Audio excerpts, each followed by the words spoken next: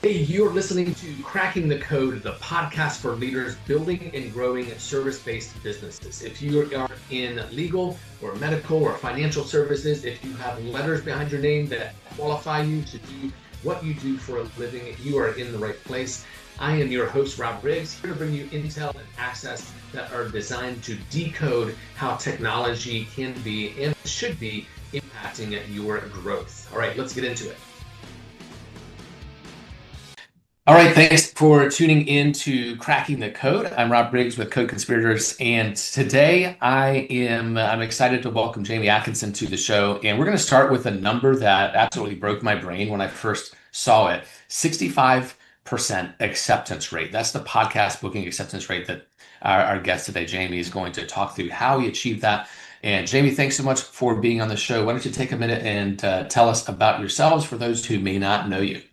Yeah, what's up, Rob? Great to connect. I'm big in the podcasting space. It's kind of a little bit meta coming on the interview today because we have tons of our clients that come and connect with Rob on this show and lots of different podcasters.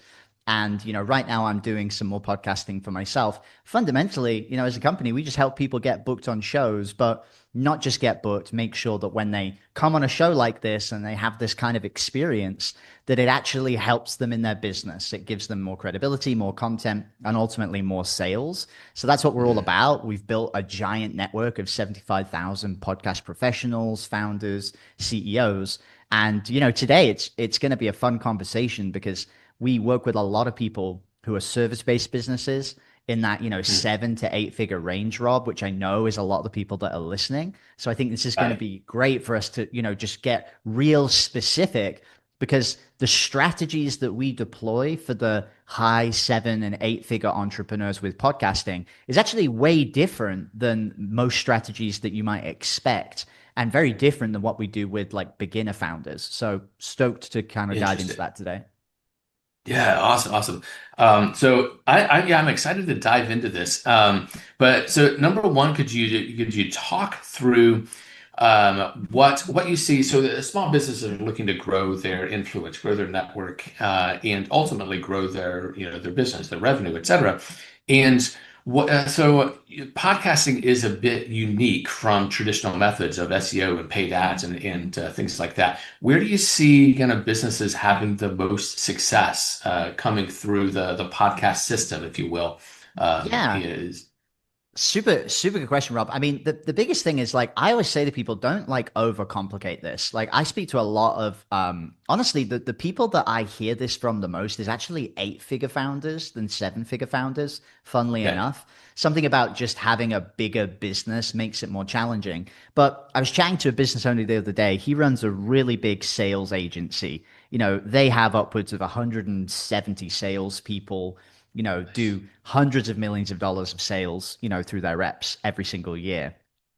And their nice. CEO knows he needs to create content, but has just struggled to put it out consistently. Like, he has this great YouTube Mm, channel. mhm. And don't get me wrong, the videos on his YouTube channel are phenomenal. But I can tell just from like the videos that he puts out, Rob, that he is like very like type A as a person. Like all of his Okay. videos, he's got like a massive Google Doc. You can tell he like spent hours and hours like preparing the content. And ultimately what it means is that after having that channel for 18 months, he's got 7 videos on it. And dude, he just Wow. needs more content for his brand. Yeah. Like like Right. that's the biggest thing he needs right now. And so one of the biggest things, and he's actually, coming on some shows with us, which is really exciting. He actually runs our sales team. That's how I know him. Oh, okay. But Nice. what's really curious about this guy is, he's spending all of this time and energy and money and struggling to get momentum. Whereas when he gets invited to a podcast, dude, like, he just creates the content on the fly. There's zero prep. He just shows up to the interview. Most of the time, it's massively engaging and valuable because it's a conversation. He's just Yeah. flowing in his element, not trying to like pull nuggets out of his brain.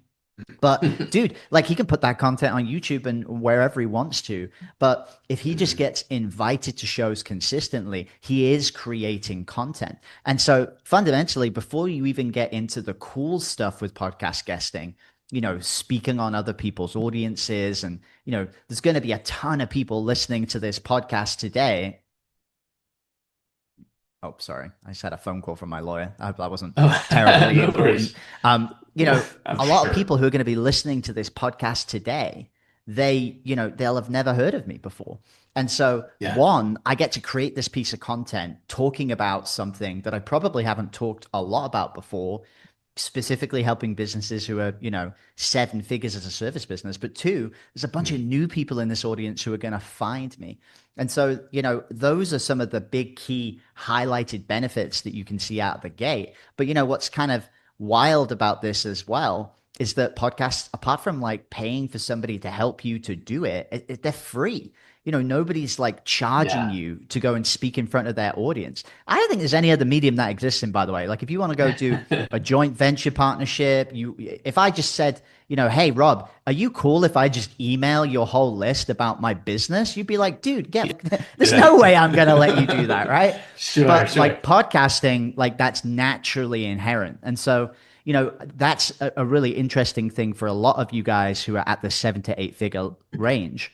Most Mhm. of the businesses at that level that come to us, they already have marketing that's working. They wouldn't have got to that level otherwise. Leads are coming in, sales conversations are happening. And so the content that we're going to be generating is all about that middle of the funnel. It's getting people from being curious to getting them to the point where they're mostly sold so that they want to take the next step and connect with you as a business. And so that's like Right. the fundamental, benefit as people come in.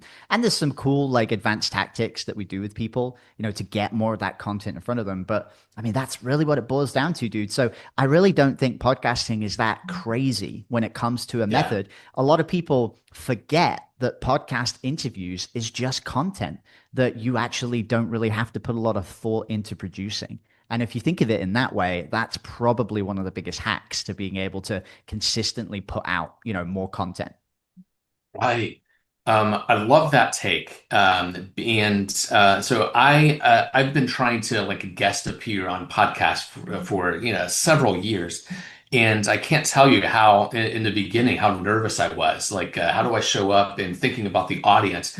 But when you start to look at this as just a conversation between two dudes and we just happen to be recording it and pushing it out to people who might be interested in the content. That's really kind of shifts and makes it more comfortable.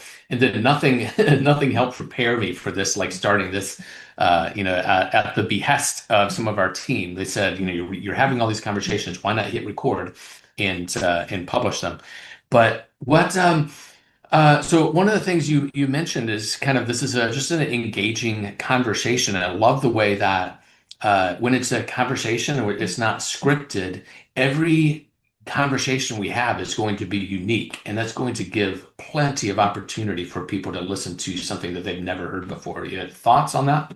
Yeah, dude, it's massive. I mean, like a really good example is this conversation piece that we just had, like the last 5 minutes of what I said, where I was talking about how creating content is much easier with podcast guesting. That's actually something we've not put in any of our marketing materials. That Mm-hmm. came from a conversation yesterday with our sales team because the Yeah. sales team is the guy I was talking about, right? Their CEO wasn't actually in that conversation yesterday, but we were having a conversation and we're like, how can we make the pitch better? We do a Q&A every week and I'm like, what could we talk about in that Q&A?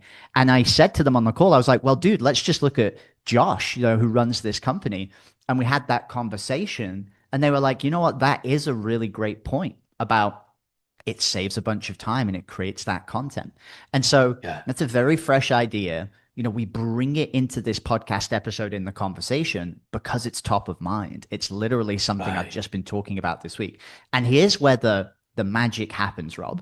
When this episode goes and gets published, you've got an audience. I'm not going to say how big it is because I don't know if you share it publicly, but you've got a pretty good sized audience of these 7 figure people that are listening. Those people are Right. going to hear it for the first time. Mhm. Now, we'll then, take that content and we'll probably put it on our own YouTube channel so that Mhm. anybody that is considering working with us, when they Google Jamie Atkinson, Media Firestorm, or needaguest.com, that episode is going to come up. Bonus points if I clip it, right? And I say, okay, I'm going to make that 5 minute section we just talked about, I'm going to highlight it as a clip. And I'm going to say, Mhm. what most people don't understand about making sure you produce content at least 2 times a week, right? Something like that as a title. And so that's the obvious stuff that most people are Yeah. aware of. It's just content repurposing, right? Here's where it gets really sexy though. And this is what we do with a lot of the 7 figure and 8 figure business owners is that knowing that that content is really valuable, you actually want to deploy that content when people are coming through your sales process. So imagine, Right. Rob, somebody books a call with me. What's the chance that they're going to go and find your podcast? Pretty slim. What's the chance that Mhm. they're going to maybe see that clip on YouTube? Well, they might, but like again, pretty slim. And so what we actually do is we take the best sections, the best clips, the best interviews from the content, and we work it into the sales funnel. And so for a lot of our clients, what we have is we call them breakout episode clips. And what we'll Mhm. do is we'll take that little 5 minute section we did. I'm very likely actually going to do this at the end of this interview. And we go and Nice. put it on our FAQ page, which is the page that people land on after they book a call. So now Yeah. they're seeing it in those clips. It's an interview format, so we get a bit of credibility from the fact that we're being interviewed, and so that's one strategy is we make sure we deploy it there. And then when it gets even cooler is, for a lot of these bigger businesses, and this is a bit tactical, tell me if I'm going too deep here, but No, you're we good. we deploy something we call a fire hose ad strategy, which is, if you think about it, Rob, imagine like somebody who's listening to this podcast, they've just heard me on this show. And they're like, you know what? Like, I do want to get booked on shows. Jamie's making some great points. Let me go see what he's all about. If that person comes and lands on our funnel and books a call, they haven't really consumed a lot of content. Granted, they've listened to this show, but the more content that we can get that person to consume before coming on a call, their level of interest is going to rise dramatically. Rather than just coming in as curious, they're going to be raising themselves to being, actually kind of interested and then really interested and eventually convicted, which is where the sale happens.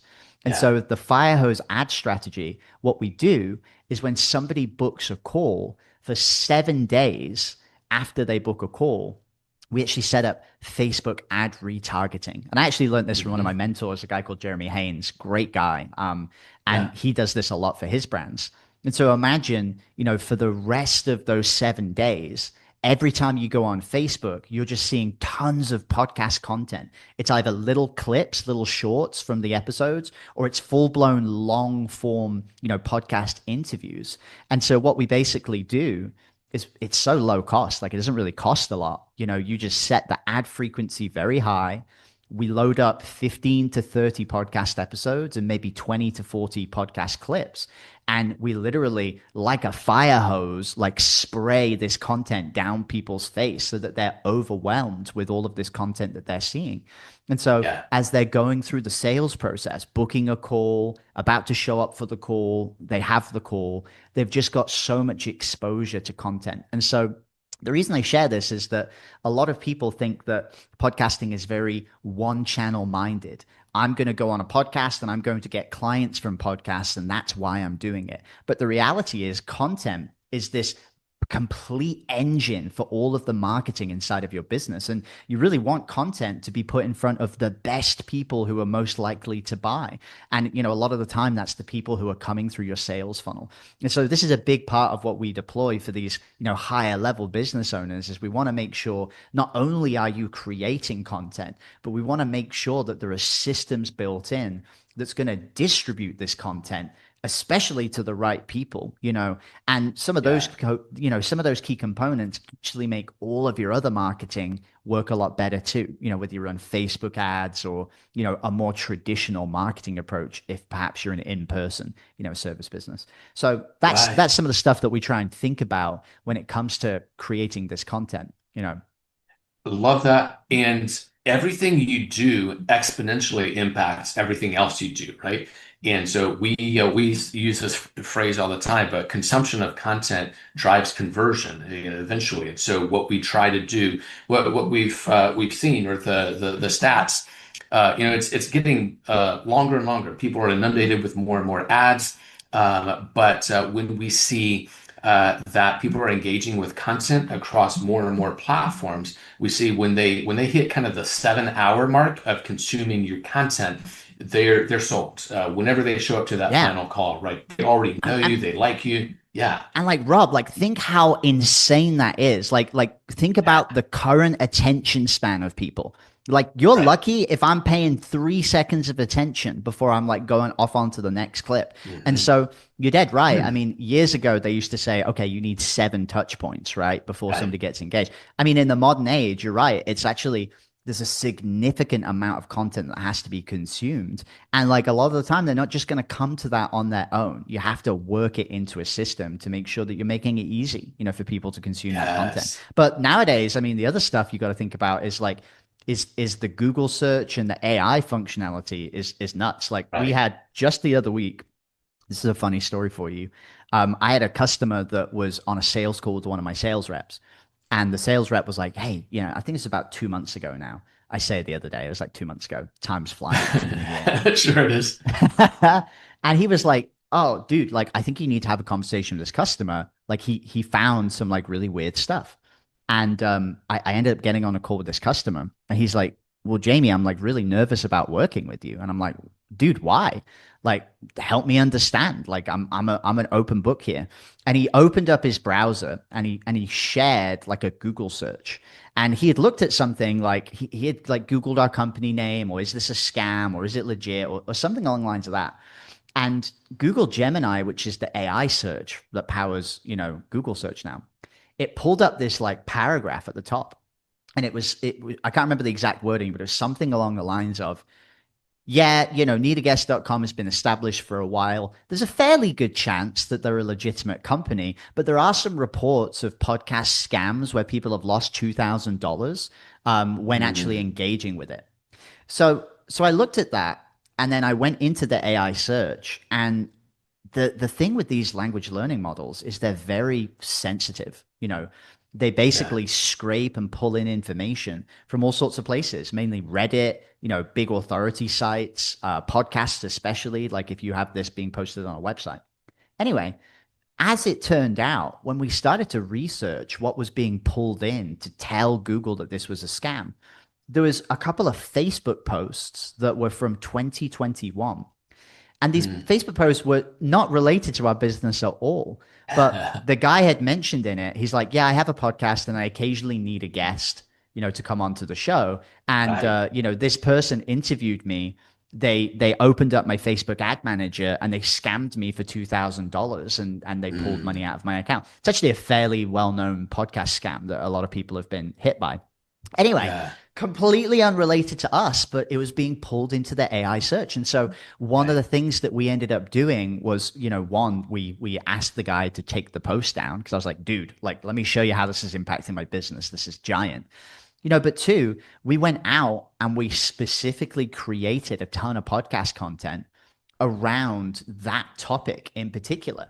And so we ended up having 5, 6, 7 podcast episodes go out. They put all of those episodes and the show notes and the transcripts on the website. And then Yeah. that all started to get fed into ChatGPT and Google Gemini. And anyway, about a month later, that more or less disappeared. And, this is honestly one of the big reasons I'm doing a lot more podcast content again. We don't really need more Nice. leads. It's really just about creating content regularly, but also feeding these AI search engines. And so there's a lot of components nowadays that you have to consider. I have a lot of friends who run businesses who overnight their show rates went from 60, 70% to 20%. And what happened was there was like a Reddit post that popped up from like an angry customer or something that basically was poo-pooing the company and telling people it was Wow. terrible. That then get pulled into the AI search. And so when people were booking calls, they were finding all of this stuff. And so there's a lot of like things that are working for you, but also kind of against you. And you got to be like hyper vigilant, in the business. We always say to our business owners, there's no smoke without fire. If you see a giant trend shift when it comes to your metrics, whether it's in show rate for your sales calls, conversion in your funnel, you got to find out where the body is. What is it that caused that decrease? And if you don't find it, then there's a very good chance that there's something out there that you're not aware of. And that's why we always get Right. our clients to go and search for this stuff. And so again, like I kind of feel, Rob, I don't know if you agree with this, but I kind of feel like 4 or 5 years ago, content was this like nice to have thing. People were Yeah. about it. but like it wasn't really required. I actually didn't have social media for like 5 years in my business. That was a Yeah. whole thing. I quit. My whole thing for launching one of my companies was just like I quit social media and I just do podcast guesting. And we built the company Wow. to a couple mil a year doing that. Mhm. But in order for us to grow now to $1 million a month, I got to tell you, dude, we have to have content on every Yeah. platform because people just don't take you seriously without it. And so now, we're doing podcast episodes every week. We're putting stuff on YouTube. We'll have to repurpose it to LinkedIn and Instagram, and it's a different problem to solve. If you're doing less than a couple mil a year, don't even worry about that, right? But like if you're Right. trying to Yeah. get to, 8 figures, it's something that is just a necessity that every 8 figure brand you speak to will just be like, well, yeah, of course, dude. Like you've got to have content on all of these different places. But Hmm. sometimes, when you look at what you're actually producing as a business, it's a lot less than that. And we had to have that real hard come to the truth moment in our own business where we said, look, I mean, we have produced a lot of content, but when people search for us right now, they ain't seeing it, right? And so we've got to really step it up if we want to get to this next level in business. Absolutely. Yeah, I love that. So content is our currency, but it's also our capital that, when it's evergreen, you can continue to use that to continue to grow. And love that. Love that. Um, and also, with podcasts, with the advent of and proliferation of AI, content has become so much more critical to businesses' growth. And when you see kind of the nature of the content, like we were talking before, it's every conversation is unique, which is great, but every piece of content is fresh, which is really important to AI, right? So it's fresh because not only are we producing it and it's going live in a couple weeks, but the topics we're talking to or talking about, like right now, are fresh right now with what is Right. going on in the AI world, the marketing world, et cetera. Yeah, it's So like it's like the modern day SEO, right? Like it's becoming its yeah, yeah. own marketing channel. It's so important, and it just ties back into everything that you do. And I think that's what's really important to look at. As a founder, you need to look at your company and you have to say, okay, well, how much content am I actually putting out every single week? Like a really good example, Rob, is like I'm really good at email marketing. We've done a daily email to our list for about 900 days in a row, right? So I've Wow, yeah. written upwards of, I don't know, 1,200 broadcast emails. But dude, all of that's private. Like it's behind closed doors. Like you get it if you're Yeah. a subscriber, but if you're not, that's not anywhere. And so, it's really important that as a founder, you look and say, well, how much content is actually going out every week? And how much time am I allocating to these resources? And this is a big reason that we ended up creating this Media Firestorm offer that we have, because we noticed two really big problems. Like one, when people do try and get booked on podcasts, it takes a massive amount of time and resources and energy because, Right. you know, unfortunately with AI, now everybody is pitching everybody and, it's just shutting podcasters down. They spot it Yeah. a mile off and they're not interested. And so, how do I actually get booked? And then the second thing that's actually even more important is how do I get booked on the right show with a big audience or the right audience? This show's a great example. This isn't Yeah. Joe Rogan. We're not writing home of having hundreds of millions of listeners, but every single person that's listening to this show is a very, very specific type of person that wants to listen, is a service-based business, plays the game at a high level. And so, you got to make sure that you're getting on the right kind of arenas to be able to get the benefit of those other audiences. Right. So it's not just about getting on more shows, it's about getting on the right shows, right? Well, I mean, and to be fair, Rob, I mean, if you look at like, I don't know, posting a video every day on Facebook or YouTube or LinkedIn, brother, there's no audience that's coming from that. Like it's just the same people Yeah. that you're speaking to. So you could Mhm. just go out and get on 100 shows and they could all be, pretty low end shows with no audiences. You're still creating content. Like it's still good. But if you're going to go put all of that time and effort in, why not make sure that every time you appear on the show, you're actually getting clients from it as well as creating that content? It's kind of like killing two birds with one stone, right? We're actually going to be able to generate leads as well as creating this authority and nurturing content. That's kind of what we try and incorporate with most of our clients is we don't want people booked on low quality shows. We want them booked on shows that are actually going to move the needle for their business. Sure. Hey, this is Rob Riggs, and I wanted to take just a second to tell you about Code Conspirators, our sponsor here.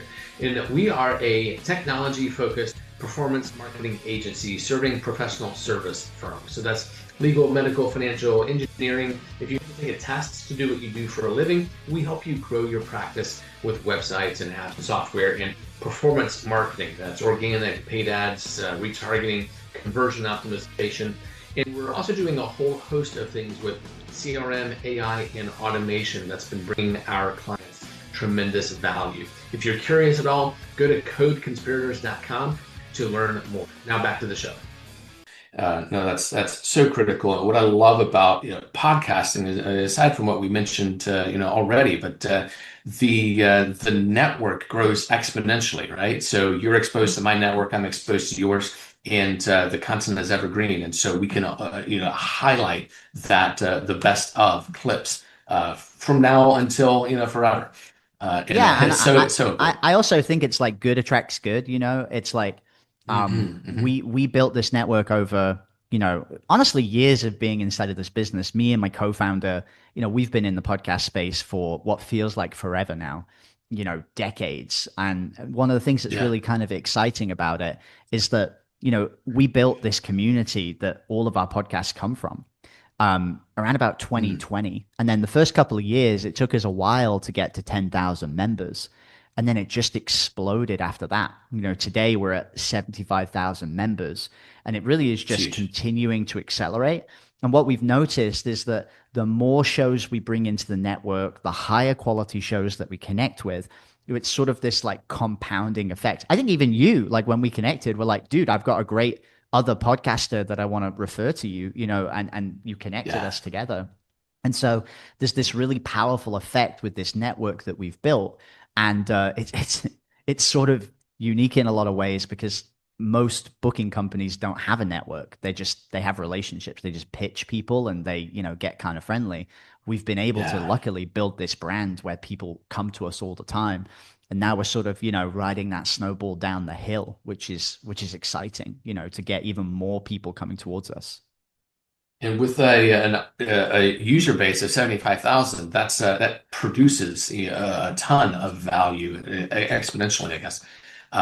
But you bring up an interesting point. So you can guest on a million different podcasts, but unless you have a strategy that's well executed, it's not going to amount in business generation, right? How do you ensure? How do you teach your people how to make sure that they're actually using their podcasts or podcast appearances as lead gen for their business? Ah, dude, great question. Like, this is literally why we created the whole business because we had this group and we were getting a lot of people booked, but tons of people were saying, I had 30 appearances and it's not really doing anything for my business. So, fundamentally, when we look at helping people to do more marketing, I always like to keep it as simple as possible. We have two requisites, two prerequisites, I should say, two things you need before you get going. And then there are just really two levers that you pull. So the two prerequisites first, you need to have a validated offer, something you sell that has sold. Because if it hasn't sold, who knows if it's going to work, right? And then the second thing you need is a really clear funnel. And so when I say a funnel, it doesn't have to be a website. A funnel is really just a conversion mechanism, some set of sections that we send people through that end up with an outcome that you're looking for. If it's ecom, it's a way to get people to buy. If it's a sales team, it's a way to get people to book a call. So before you even look at doing any marketing, you need to have those two things clear. And to be honest with you, Rob, for most people who are doing podcasting within their strategy, will usually tell them don't add a new funnel, just use what's already Mm, working. But if they don't have something that's working, the two biggest types of funnels that we see that work well in podcasting is a VSL, a video sales letter, or mhm. it's what we call an opt-in VSL, which is you give something away for free as a lead magnet. And then on the thank you page, there's a video which actually persuades people to book a call. Now, for me in the business that we're in today, I like a more direct approach. So when you guys hear my call to action today, it's going to be, hey, if you want to work together and you want to get booked on shows, go to this page, and then you'll see a video, and it will, give you all the details. So we like a much more direct approach with our marketing. But for some businesses, it actually works better to give something away for free. So that's like the prerequisites. You need to start with that. And that once you've got those two prerequisites down in the business, there are really just two things that you can do. One is you can do more marketing activity.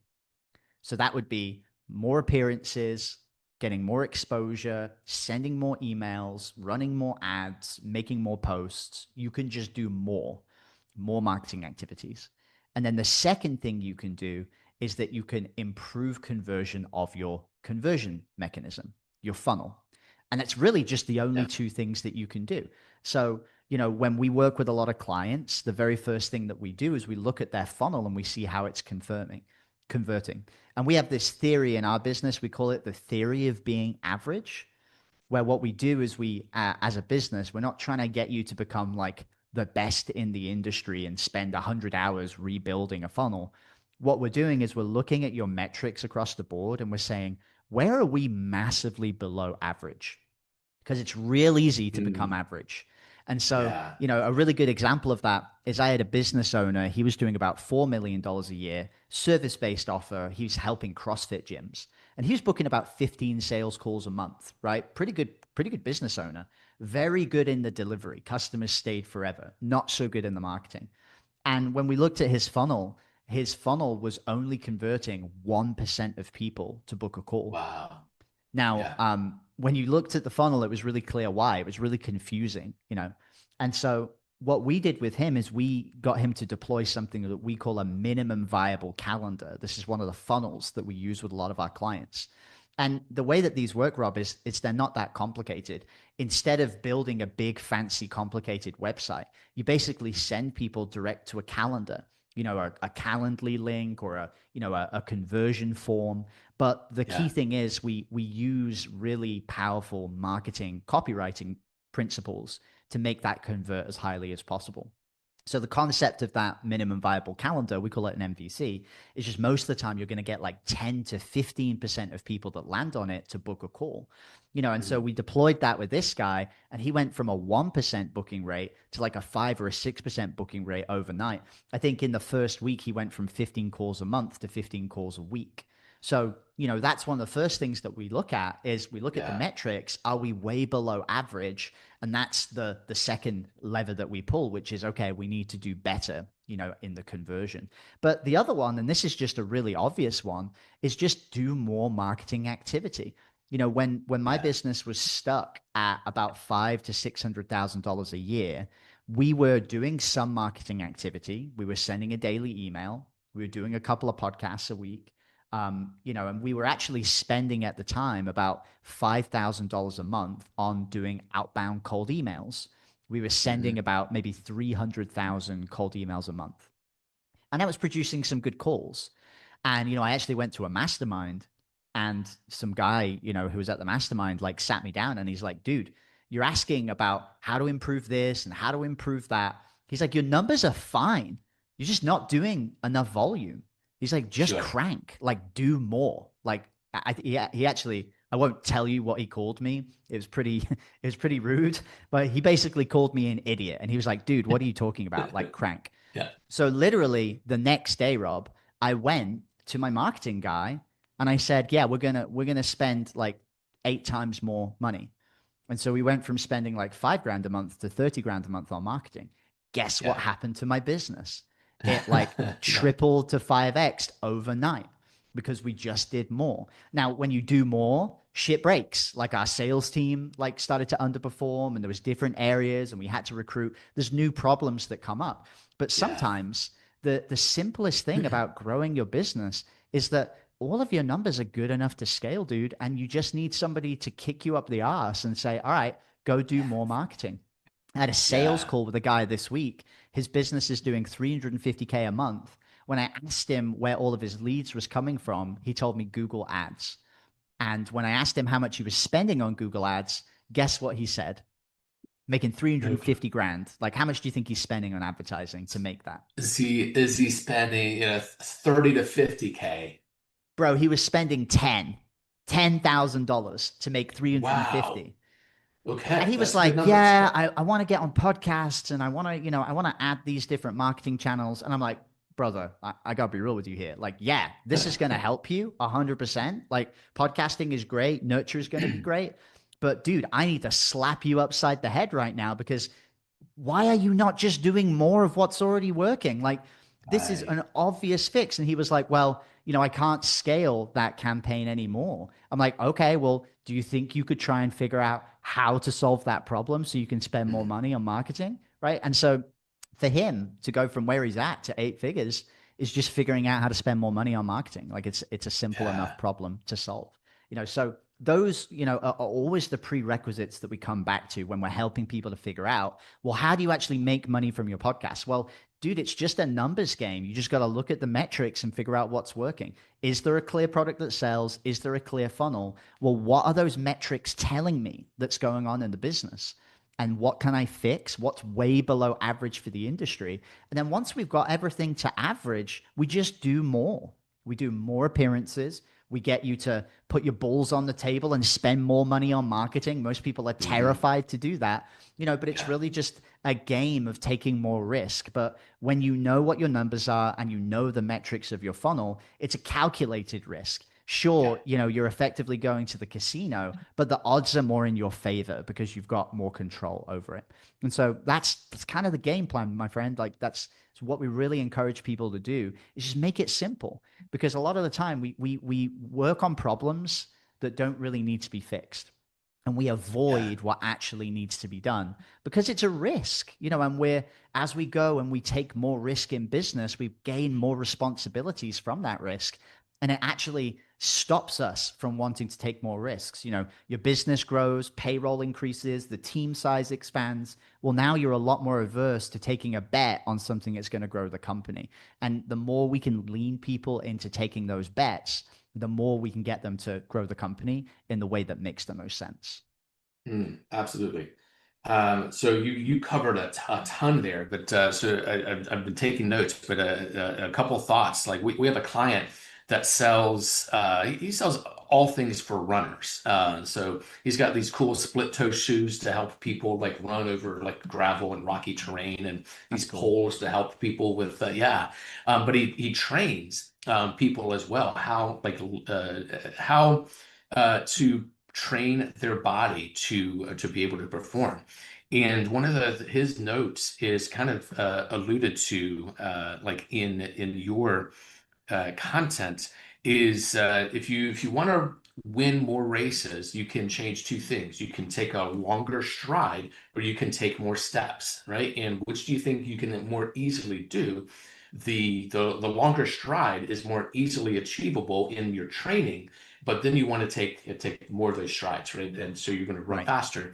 And so that plays well into that balance. You can do more of the activities that work. You can improve the activities that you're already doing. When you put them both together, you're going to get exponential results. Right? Yeah, dude. And Um, it's funny because when you look at those metrics, like, bear in mind 6 to 8 months ago, like, let's talk about those cold emails. We were sending yeah, 300,000 of them. Well, today we send 3 million. So that's 10 times the there you go. volume. But let me tell you, our metrics are worse. Like, if you look at the stat sheet of the business today compared to where it was 6 months ago, most of those metrics are like a little bit worse kind of across the board, but we're Hmm. making a lot more money, right? And the business Right. is still profitable. And so what I think a lot of people forget is, as you grow the company, as you scale the company, you get less efficient. You might, for example, go from a 70 or an 80% profit margin to maybe a 40 or a 50% profit margin. But Yeah. if you're doing 5 or 6 times the volume, the chunk that you're taking home at the end of the month is double or triple. And I'd much rather take home 200 or 300 grand a month in profit than 50 at good margins. You know what I mean? And so Right. I think that's what we sometimes forget, is we have to build for scale, as we build out these processes. So you have to look at what are vanity metrics and what are like metrics that matter. Right? You got to do Totally. more of what matters. Huge. Yeah. And So just you, simplifying yeah, it helps a lot. for A lot of people sure. overcomplicate it. Yeah, that's such a critical point because simplicity scales, right? The if you can't repeat it, then it's not scalable, and so that's huge. Um, so you tout a number that is almost unbelievable, 65% acceptance rate. What does that mean for revenue, and how do you achieve that? Yeah, bro. I mean, the biggest thing here is that when we say a 65% booking success rate, what we've done in the company is we've built the first what we call inbound podcast network. So rather than you pitching a show that has no clue who you are, what we do is podcasters pitch us on being qualified to have our guests come on their show. And so, That's, and Rob, you'll remember because you went through this process yourself. Like you come in, you fill in a form. It's freaking 40 questions, right? Like, remember how yeah. complex that form was? There's a Oh lot of yeah. friction as a podcaster coming in. Like, and so why does Rob want to do that as a podcaster? Well, because we've got this great network and we have a lot of great guests on the show. One of our guests that's coming on podcast right now, he's got 250,000 people on his email list that he's promoting his Yeah. podcast episodes to. So, there's a lot of value there. So, because of the nature of that, the podcasters give us all of that information. And what are they expecting as the next step? Well, they're expecting to be connected with guests. And so our clients, they come in, and they'll fill in that application. They'll either book on the calendar or fill in all of that information on their application form. And usually, if you're applying to 3 or 4 shows in a week, you're going to get accepted on 2 or 3 of them. Now, bear in mind, our average there, Rob, 65%. We've got clients that are getting 80 to 90% acceptance rates. A lot of the people that bring down that average, they're just newer clients. They're just learning the process. When they join for the first time, the first couple of weeks, they get a 20 or a 30% booking rate because they haven't figured out the system. We haven't helped them through that process. But the way that we actually have operated it now, Rob, is it's kind of like we built this offer to be like an anti-agency offer because every single Nice. person that helps you to do podcast booking in the space, they want to charge you a retainer and they want you to be paying them every single month. And, for example, there are agencies out there that will charge you 3 or 4 grand a month and they're only going to get you on like 10 or 20 shows in a year. Like it's not a Yeah. lot of bookings. And they hold all the cards. You're completely dependent on them doing a good job. And usually what happens with those agencies is they get you on a couple of good shows in the beginning and then the quality dips over time because Hmm. they've used all of their good cards up front.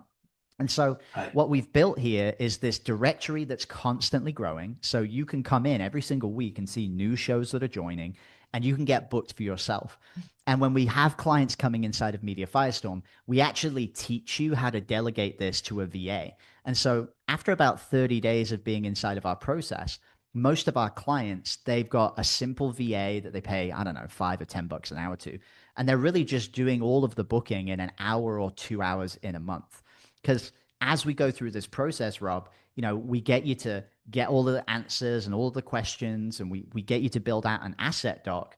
And then we actually use an AI tool to help you then answer applications in the future. So, the first Nice. couple of weeks, you've got to get all the answers for yourself.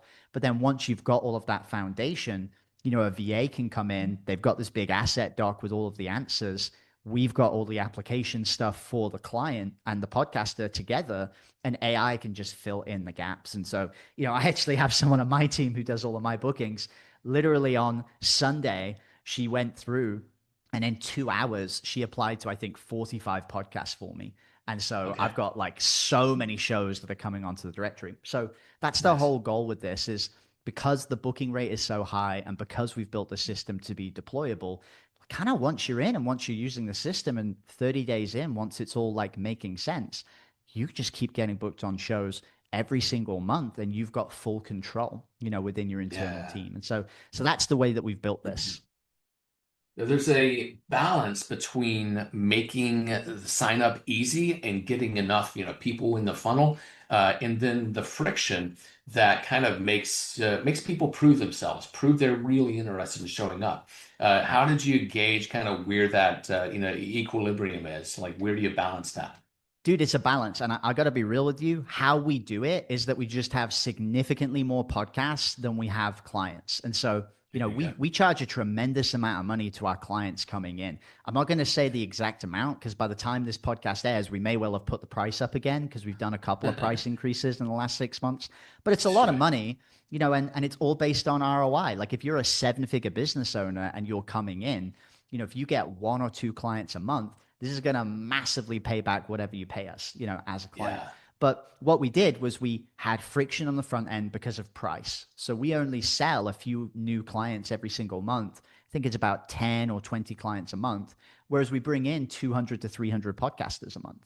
And so Yeah. we want to make sure there's that balance. And so, you know, when we have this giant network of, you know, 75,000 people now, we're also not bringing all of those shows in because there's a lot of them that aren't going to be good. We want friction on that side as well. We want to make sure that we've only got the top 1% of these podcasts or the shows that have the right kind of audience or the right kind of interest. And so basically, we do a lot of the hard work for both sides of the equation. For the podcaster, we bring them a perfectly trained guest who knows exactly how to do a great job, creates amazing content, and actually promotes it. You know, I know that's Yeah. what you want as a podcaster. You just want someone that's going Right. to promote the damn episode after they deliver it. Right. And then, you know, on the other side, we just make it really easy for the client to get booked so that we can then focus on the actual thing they need to focus on in the business, which is everything else, the stuff we talked about, doing more, making it better, all the mechanics.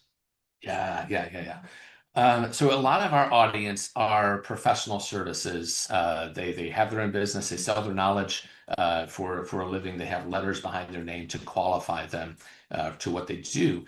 What do you suggest? So is podcasting more of a personal brand at that point for that audience?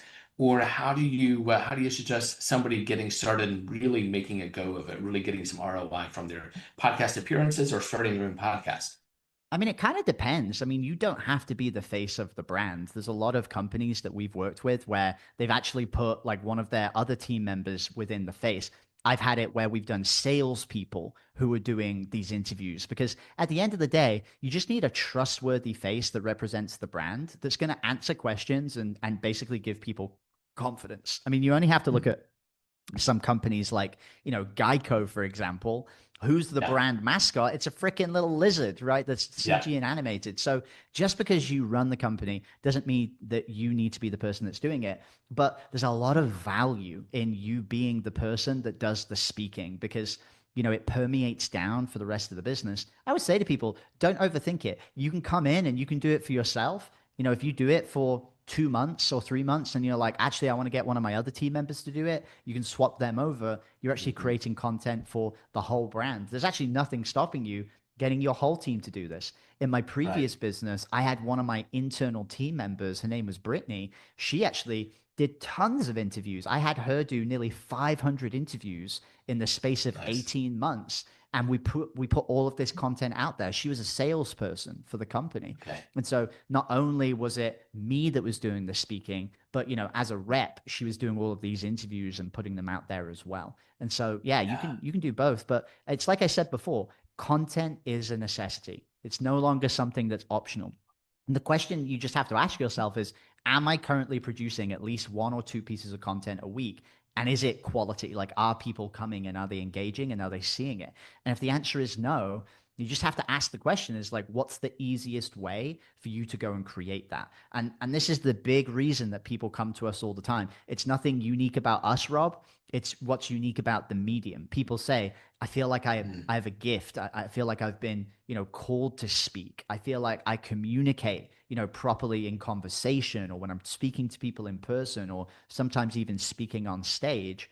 And people have a really mm, hard time when they turn the camera on to replicate that, you know, in just a normal piece of content in a video. And so I think you just have to keep it simple. It's like, well, am I actually producing content? And if not, well, shit, I should probably make that a priority. And, you know, that's the nice thing about a company like us is that we make it a lot more affordable than, you know, paying for a big agency. But at the same time, we focus on the marketing activities that will grow the company. And that makes you a lot of money in the process too.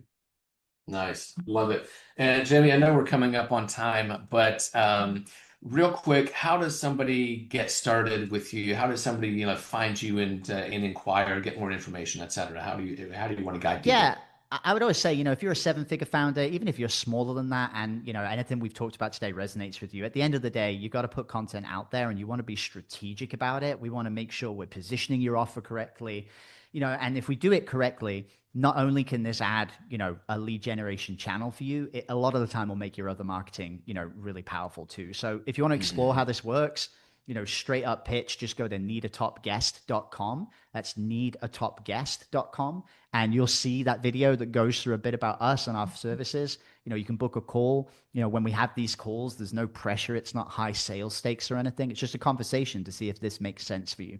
We send a lot of people away if it doesn't make sense, but that would be the next best step to see if we can help you with this. Nice. Jamie, this has been so fun having you on. I feel like we could spend another several hours talking, but I won't make you go through that today. No But worries. My dogs will be very upset. They're itching for a walk. So, all good though, Sure. man. I really appreciate you having me on. This was a lot of fun. All right, that was Jamie Atkinson from Media Firestorm. And if you could tell, I am genuinely excited about what he has built. So the blunt truth is most professional service firms waste podcast appearances. They get booked on great shows, they deliver solid interviews, and then crickets because they didn't build that back end infrastructure to capture and convert the attention. So Jamie's system is pretty exceptional. And he's got a really wide network of podcasters. And so here's why this matters to you. If you're a 7 or 8 figure professional service firm relying entirely on paid ads or referrals, then podcast guesting done strategically can create some compounding authority that paid ads simply can't match dollar for dollar. And so when you're podcasting, you're building long-term credibility, content that is evergreen, that you can use again and again and again to demonstrate that you know what you're talking about. But visibility without infrastructure is wasted money. It's wasted visibility. Basically, you get out and get booked on podcasts in your industry, you crush the interview, and then you still get zero clients. If three things aren't dialed in. Number one, a conversion optimized website built specifically for post podcast traffic. And even if you're driving people to a landing page that is centered around a particular podcast, you're going to get better conversion than just driving them to your website's homepage. Number two, a streamlined intake process that can handle volume without dropping leads. So you really need that, or you're going to have inconsistent income as a result. And then three, an automated follow-up system that nurtures listeners from awareness to client. And we didn't get a chance to speak about this today, but when you escalate people along the buyer's awareness, 5 stages of buyer's awareness, then as people begin to get to know who you are more and more, they're consuming more content, they're getting to know and like you better, and thus trust you, and they're going to be so much more willing to work with you. And that's exactly what we build at Co-Conspirator, the conversion infrastructure that turns attention into appointments and appointments into retained clients. So I highly encourage you to check out Jamie's company. The link will be in the show notes, and we will see you next time. Until then, build systems that scale and never stop pushing. Thanks for tuning in.